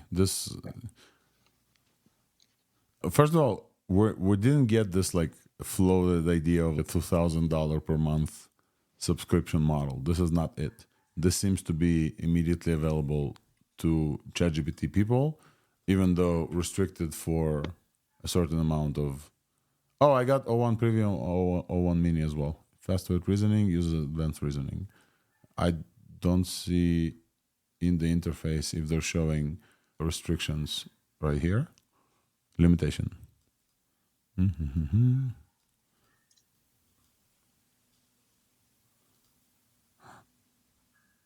Can I speak to it? No, there's no way, right? Like the advanced voice mode. Actually, it does. I'm clicking again on Lucas' examples where it says it thought for 19 seconds. And what it thought of was, one, navigating the user needs. It says, I understand the user's request for a chatbot using blah, blah, blah. Might be key here. Okay, and then two, mapping up requirements. So let's capture the essentials. The chatbot must handle this and this. And then three, it says integrating voice features. So it makes a pretty solid plan. And then five, it's synthesizing components. Then it's integrating it, and then it's pulling together the setup, setting a Python script, which it should not do. And then it says halting response generation. Okay. But yes, it says, sure, I'll help using this. And okay, so it does say something for the thought process that it's doing. And yeah, but it doesn't list exactly what it is. It just summarizes what it was trying to do. Somebody recommended I'll do a NotebookLM live on the pod with all the different resources. So that's what I'm going to actually do right now and share it with everyone, with the docs and everything. So there's the technical, Yam, you said there's a technical thing they listed already, right? Kind of. They have a hub, OpenAI O1 hub, openai.com/O1, which has like a list of links. So many things. Yeah, there's research. This is the technical thing, research, O1 preview, O1 mini, and system card. And then they also have a video, which I don't know what. Oh, yeah, this is the video. Okay. We can look at the video as well. I'll just download the links. There's a Math 500 benchmark they show in the system card where GPT-4o scores 60%, and then the new score is 95%. Also, important thing here is it looks like it went up 20% in scores just by doing this whole reasoning steps. We get two different models, the mini and the preview, right? Yep. All right. We know comparison numbers, like between them. Yeah. That's a good or we need to extract that out of the benchmarks. Just do it. The mini looks very good. So the mini scores compared to GPT-4o, again on GPQA, the mini went from 53.6% to GPT-4o. I think Sonnet is 59, and O1 mini now does 60% on just zero shot GPQA diamond. So it looks like the mini might match Sonnet because of this. But again, we don't, because it's an entire engineering solution, right? We don't know how many bots are being fired in the background, what exactly they're doing, what the different tasks are. We have an idea how this works, but it's very interesting to see the improvements that it can bring. It seems like they probably plan to have, at least for now, this would be a separate line than the GPT line, and they're not just replacing it. Because in the system card, they show how GPT-4o has certain advantages still when it comes to like creative writing and theory of mind and things like that, whereas the O1 series of models have advantages in other areas. That's how you would do it. You would train the model to take advantage of the tool use. And they show here that they've done L on it. So a lot of these techniques. Yeah, Noam Brown reposted his tweet chain that he deleted, probably reworded. He said, O1 is trained to, with RL, with reinforcement learning, to think, in quotes, before responding via a private chain of thought. The longer it thinks, the better it does on reasoning tasks. This opens up a new dimension for scaling. We're no longer bottlenecked by pre-training. We can now scale inference compute too. And there's a plot here where, let me post this to space. The plot is on the x-axis is the test time compute in log scale, and on the y-axis is pass one accuracy, and it just like scales almost linearly in log scale. I think inference compute is something that the guy from Magic, what was his name? Eric Steinberg, he also talked about this. This is how they, with Magic, and the company that raised like ungodly amount of millions of dollars and got to like insane context length. They also talked about inference time compute as well. I guess inference compute is now a thing that we're going to mention all the time. Mazi, go ahead. Yeah, sorry, just wanted to share because I've been using the O1 preview. I'm guessing preview is bigger than the mini, right? Yeah. So it does take like 20 to 30 seconds to think, and it goes all the way to 20 steps. But then it's incredibly fast in answering and writing the code. Almost you can't see it. Is it possible that they do the beginning by O1, and then once they have all the steps and the chain of thoughts and trees and reflections, they use GPT-4 mini or GPT-4o improving it? Because it's impossible something that's supposed to be a slower, it's faster than GPT-4 mini. I can see it like really fast. I can't see the code when it starts writing. Is it the O1, or is it you think it's a combination of two models? Interesting. It's probably some combination of look ahead decoding. It's definitely a combination of two models. That's always been the case with OpenAI because they do list the moderation engine as an AI model. And there's been a lot of evidence to show that even way back when GPT-4 32K came out, you could get GPT-4 8K to look back more than 40,000 tokens into the conversation and recall it perfectly, which indicated that there was some like tool use or some kind of RAG or something going on. So in this case, I wouldn't be surprised if they've done speculative and look-ahead decoding. Those are, again, techniques that works. It could be like another model just already generated the code, added it to the context window, and then when the main model has to re-output it, it doesn't have to think as much because that part of the output's already done, so it would be a lot faster. But that would be my guess as to how they do it. Okay, look, you can see the whole prompt in the Learning to Reason blog post. And you can see, if you click on it, you can see the whole prompt and like in plain text, what it actually does. You mean the little drop down that they have? Yeah. Yeah. You can really see it asking itself questions and asking a question and maybe trying stuff.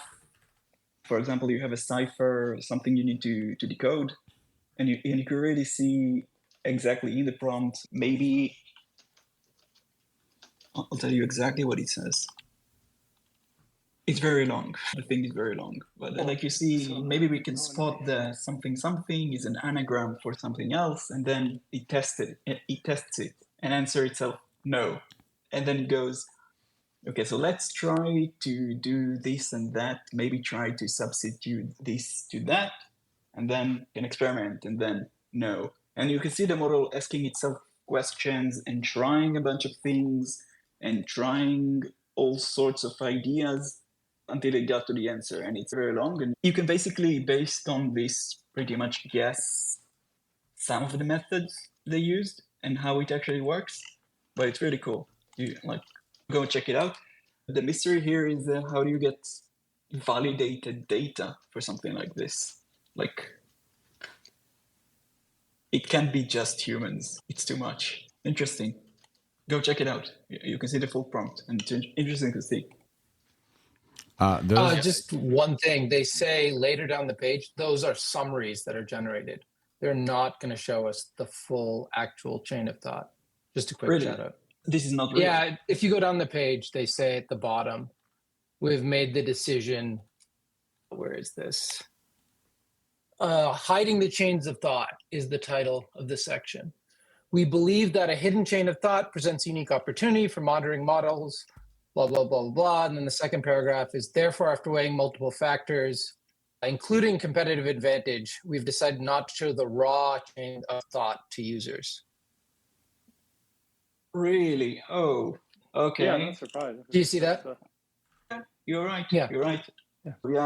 I got excited too. Yeah, all right. Okay, it makes sense because it looks too simple to be honest. So just to recap what you guys saying, the dropdown shows us summaries of the chain of thought, but not the actual chain of thought, yeah? It uses a model to summarize the actual raw chain of thought and then pushes that to the user interface. It does not show you the actual raw chain of thought, is what I'm extrapolating from the description. I see.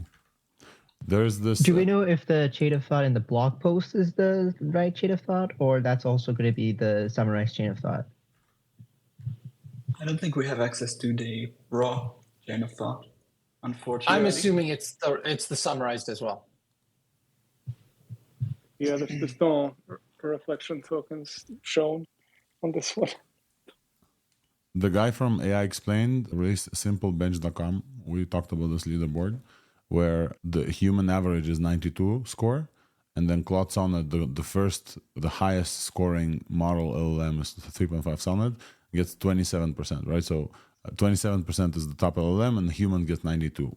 And this is the evals that many people felt that it connects with what they feel. GPT-4 Turbo, for example, gets 26. Sonnet gets 27. He has two example questions there for the type of questions that trips those models. I just dumped one of them in. Actually didn't check if it answered correctly, but here's the example question here. On the table, there's a blue cookie, yellow cookie, orange cookie. Those are also the colors of the hats of 3 bored girls in the room. A purple cookie is then placed on the left of the orange cookie, while a white cookie is placed to the right of the blue cookie. The blue-hatted girl eats the blue cookie, yellow-hatted girl eats the yellow cookie, and the 3 others, and the orange-hatted girl will blank. And then there's 4 answers. Now, I don't expect you to like follow all of this because you're not under a quiz here, but I pasted all of this in the thing, and let's see if it answered correctly.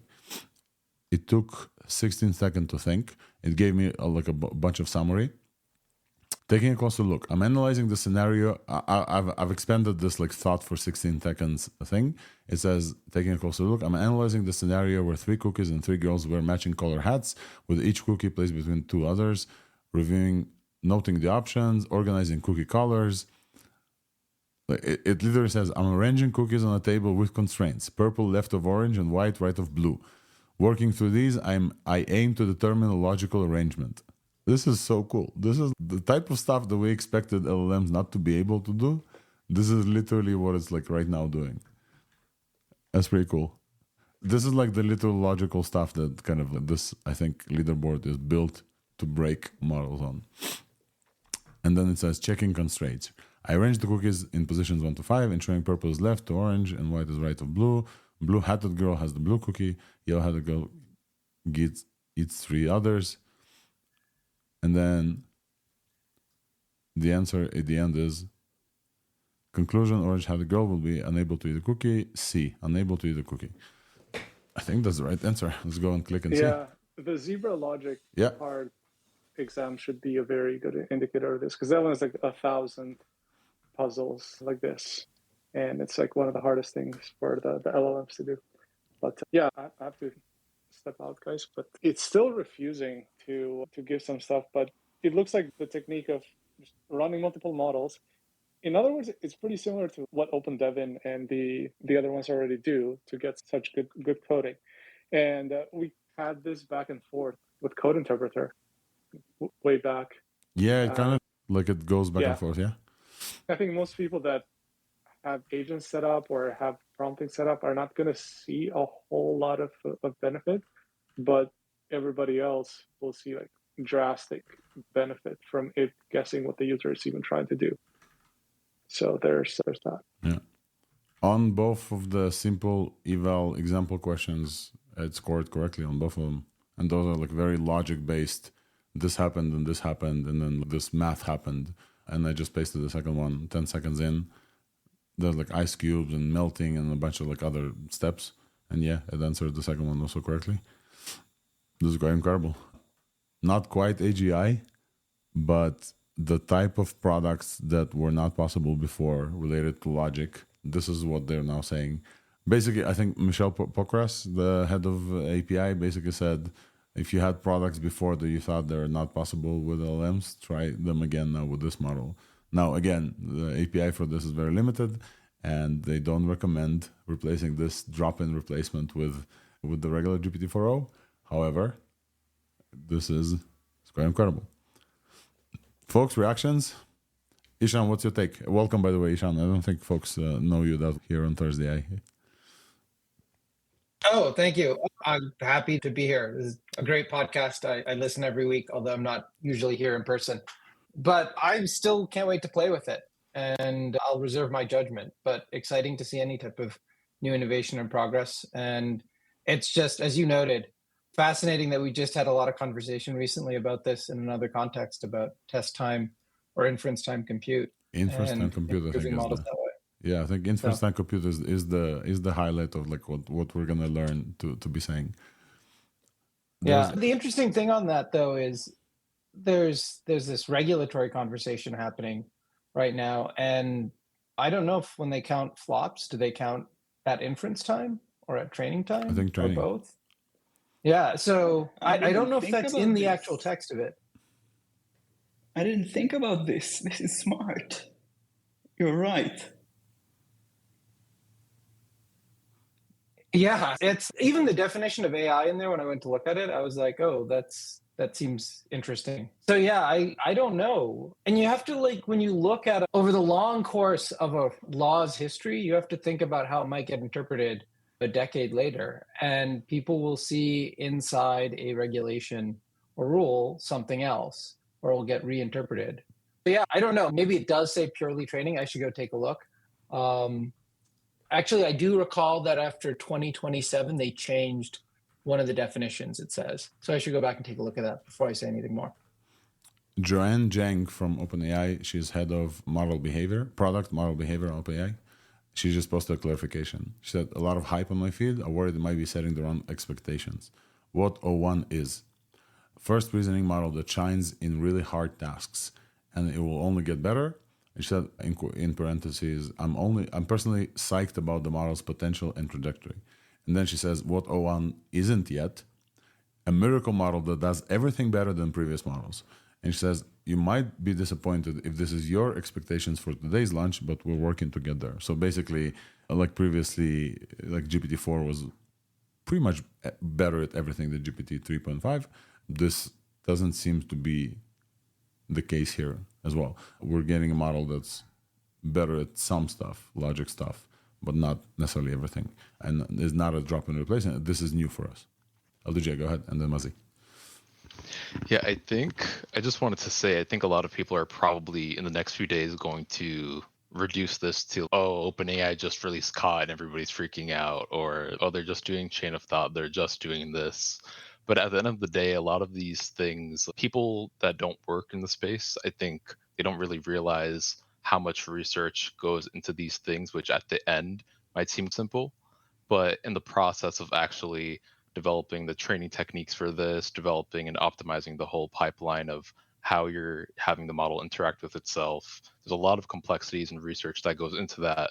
And there's a reason why OpenAI has this, whereas nobody else has released this, getting these benchmark levels yet. Mazi, go ahead. So I'm excited. I'm excited because every time you have a jump in proprietary LLMs, you have a big push from the open LLMs. It's been a while that we haven't had something different entirely, right? But I'm also a bit disappointed because of the wordings in some of the things they mentioned. Like hiding the chain of thoughts practically means that no more, they're not allowing you to create synthetic data sets so you can train models the same way, right? They're practically just taking that away from you. I don't think OpenAI ever allowed you to create synthetic data set. I know, let's be but very they clear couldn't here. stop it either, right? Yeah, but they couldn't stop it either. We created so much synthetic data sets by using OpenAI, right? Allegedly, you created. Yeah, allegedly people created. And then there's another wording that says that in the future they're going to monitor the chain of thoughts being generated just for signs of manipulation. I don't know what that means, but the monitoring it, it's a bit weird. Yeah, that's true. This is new. This inference time compute and chain of thought is new and definitely interesting approach. It's also, it feels new in the sense where we're used to, outside of agents and agent loops, where people basically stuck a loop together and you could maybe see outputs of the loop and then you would see this sent back to an LLM. A raw LLM output, even from OpenAI, would be you send some inputs, you get outputs back. Here, suddenly, there's like way more going on under the hood than just plain inference. There's additional computations going on. And that's like a whole new thing that we now have to contend with, learn to build with. Not only that, Mazi, from like an open source perspective, how do we even get what? Is reflection it? Or will we get to a point where we train a model close to it as we were always being unfair to OpenLLM because we always compare platforms to models, right? We have a single model, text goes in, text comes out. We don't do anything before and after, right? Yeah. But with the platforms, you have a couple of models going on, a lot of classifications going on. You don't know what they do and how they do it, right? Even the one that you just explained, there's a lot of computations going on. Probably doing like a look ahead that makes it much faster, much better. They could even revise that answer based on what they see. But definitely, it will open up a new, I think, era for the OpenLLM. So we can create data sets this way and make the model to generally plan, right? Because the planning is something that we're not there really, right? We have to go with agents and loop and retry. But right now with the planning, I think we can get there. Yeah. Well, all right, folks. We're on ThursdAI still. ThursdAI is a weekly show. We usually have it very structured. We talk about everything that happened in AI from week to week. It just so happens that we love celebrating breaking news. And maybe the break is the breaking news. We were hoping to get ThursdAI live when Strawberry dropped. The reason ThursdAI happened is we just jumped on the conversation, a few of us, when GPT-4 dropped. And folks seem to connect with the way we're covering things. And basically, a year and a half later, here we are. We're still reacting live to new models and releases. However, the show iterated since then, and there's still more stuff to cover from this week. But obviously, when a new huge release like this comes from OpenAI, it gets the bulk of the show. We're still in a whoa, what just dropped phase. I want to acknowledge a few folks here on stage, but I also want to acknowledge that we are recording the live section of a podcast, which at some point we need to conclude. And we so far had 2 interviews as well in the show. So I will close out the kind of live recording portion of the show very soon. And then we can keep going here at least 30 minutes more, have more of a conversation, what people discover as we go along. And then we'll see what we'll do here. I will just say that there are quite a few other news from this week that may be worth at least mentioning, because there are other things happening in the world of AI besides OpenAI, even though sometimes they announce something and draw all of oxygen out of the AI newsroom, so to speak. Adobe announced Firefly video model that's coming out soon. That's super cool. OpenAI might just release Sora at some point and then suck out the oxygen for that. That's going to be interesting, but yeah. No Sora yet, but Adobe's Firefly video is coming. There's a few voice and audio announcements. Fish Speech and Hume releases EV2, which is pretty cool. And somebody built Llama Omni, which is an Omni model for Llama in the open source as well. We talked with the folks from Google about NotebookLM and their audio overview feature. Google also announced something called Google Illuminate, which is also a podcast creating tool, but specifically for archive papers.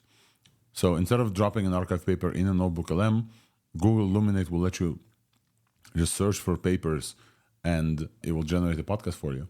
That's pretty cool because you can listen to a Transformers paper. I don't know, Yam, LDJ, if you had the chance to do this. It's really fun. Tanishq, basically, whatever, I don't know, Tanishq, have you seen the Illuminate thing? Yeah, I've seen it actually. And yeah, basically I was like, my space with Aaron is now basically going to be replaced by this AI. Yeah. Yeah, dude, the AI is coming for you. What the hell? It's pretty good. Yeah, I've listened to a few of them and it's pretty good. I'm quite impressed. Yeah, I didn't know there's still some hallucinations there, and remains to be seen for how long people will listen to AI generated things, but still, it's pretty cool. It's pretty impressive, especially when it's quick and people can take random papers that maybe you cannot get the authors of and actually react in real time. I think still logging into your space and having the author to chat with you in real time is going to be incredible. But yeah, Google is definitely doubling down on something like this. Also from Google, also from today, is DataGemma 27B with a concept called RAG, whereas we know that RAG is retrieval augmented generation. They have a new concept called retrieval interleaved generation called RAG, which they use Google's concept of data commons, and which is a big repository of trustworthy public data, and they interleave this public data for inference for this retrieval interleaved generation approach. So they released 2 versions of this DataGemma model in the open weights, so you can download them. DataGemma 27 billion parameters. I don't have evals in front of me. I haven't tested them yet. This was literally breaking news from today. It's pretty cool. Then we get new Gemma models also in open weights. However, again, all of these news, I just wanted to give you a heads up before we dive back into OpenAI released the new series of models from OpenAI that we've all been waiting for. I think that's mostly it on the other news updates. There's 2 other updates that I want to give you super quick. Again, we can go back to OpenAI news soon. Is that last week, was last week or 2 weeks ago, Cerebras announced their fastest ever inference platform. And we've talked with folks from Cerebras about how they achieved this super speed with their wafer scaled chip. And this week, the folks from Sambanova said, oh, okay, we're actually faster again. And then Cerebras said, no, actually faster again. So basically those two companies that have non-GPU approaches to inference are butting heads against each other. Grok is also in this place. So basically there's now two categories of inference providers. There's the non-standard, non-GPU providers, Grok, Sambanova, and Cerebras, with currently, I believe, Cerebras is back in the lead. And then there's the rest of the pack that are hosting stuff on NVIDIA GPUs, and those would be Together, Fireworks, Hyper, and all of those folks. And the competition heats up, and when the competition heats up, we all win. I'm currently at the place where the difference between 1,500 tokens per second and 1,900 tokens per second doesn't mean that much necessarily for me personally. I'm struggling to come up with a difference. For agent tasks, I think it's important.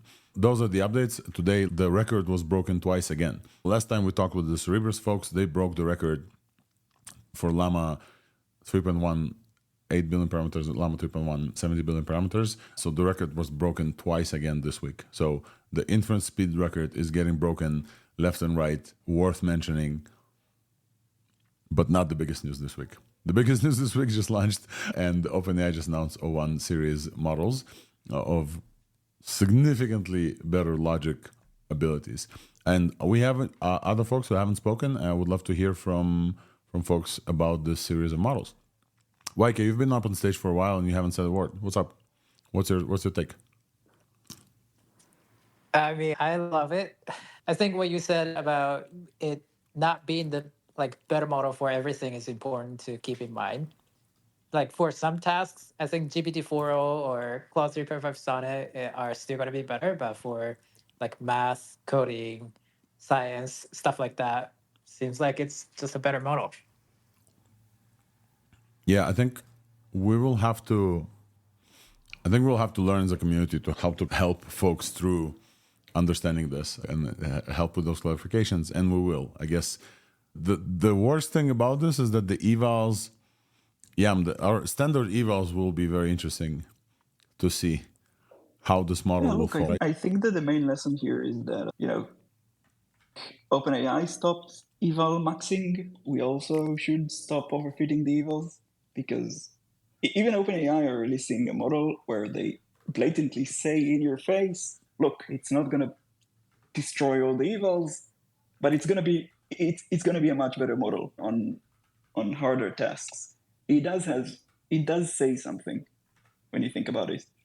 Even they are struggling to convince us, to measure it in a way that will convince us. We just need to try, and I'm pretty sure it will be a good model. I'm one of the last people probably that didn't get access like you guys, but I don't know. You didn't get access yet, Yam? Not yet. Not yet. Probably the last person in the world. Send me your query, dude. I'll run it for you. I'll sacrifice one of mine. We have Nicholas. Okay. Every query is like 1 million tokens. Don't just spread them. Yeah. Nicholas, what's up, man? Welcome. Hey, what's up? I was curious about the reinforcement learning strategy. I was waiting to see if anyone would talk about that.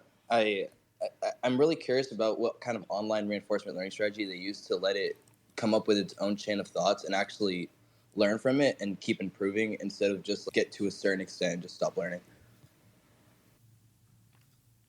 That's a good question. I don't know if we know more, and I don't know if they would like to tell us more, given that this is very proprietary for them.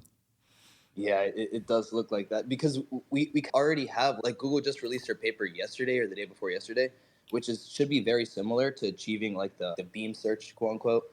And I think the only thing that's missing to make this open source would just be that reinforcement learning strategy. Yeah, so it does look like, just for folks who just stepped in, they are pointing the finger to the benefits of this, is that they're like something they're calling inference time compute, and by using reinforcement learning to come up with a chain of thought, but while the model kind of thinks, which is very interesting. I'm still in awe of how many parallels this draws in my head to how we started the space, and how supposedly the reflection open source model was beating all these other like proprietary models by doing pretty much exactly this, but in prompt space, by supposedly with a very thin fine tune building reflecting capabilities into the model itself versus doing reflection in prompting. And yeah. And then OpenAI just came up and said, "Hey, we're just doing this, but for real." I think it's very funny. It was just a matter of time. From the moment we found out, which was pretty early on, that training models for too much makes them understand, optimize to the point that it can offload compute into the text and start doing computation in the prompt. From the moment we realized this, it was just a matter of time until it will be fully exploited. Like to the point you can, like they did now, just offload deliberately computation to the prompt and not just in the model itself. It was a bit surprising in the beginning because you don't train the model to do this, you train the architecture to do the computation, and just by training the architecture enough, gradient descent find a way to move the computation into the text, and then you get it in real life when you do like, let's think step by step, and you get a better result. So somehow it learned to move computation to the text in a way that improves the model. So this is just an evolution of that. And to be honest, I'm pretty surprised it took so long for one of the frontier model providers to exploit something like this. Because the simpler versions, I'm not saying that this is simple, but the simpler versions of this could be exploited pretty easily. It's just that the first time we see this, we get the full bomb, this type of research. Yeah, interesting. I really can't wait to see what is going to happen in the next couple of days, what people are going to try and show us that it can do. Because at the moment, everything is mysterious. We don't know how different the model is. And probably we're going to see also people asking the model nicely in the correct way to give us the chain of thought here and there. I'm sure there will be leaks, like there are leaks of everything in this field. Interesting. So, jailbreaking the chain of thought. Yeah, just somehow asking the model to just give it to you after it's there in the prompt. I'm just sure someone will trick it. Dude, and we get to see some examples. Okay, folks, I'm cutting this here. The live conversation went on for, I believe, another hour. However, I think to this point, what you heard is we've covered most of the stuff that are very interesting.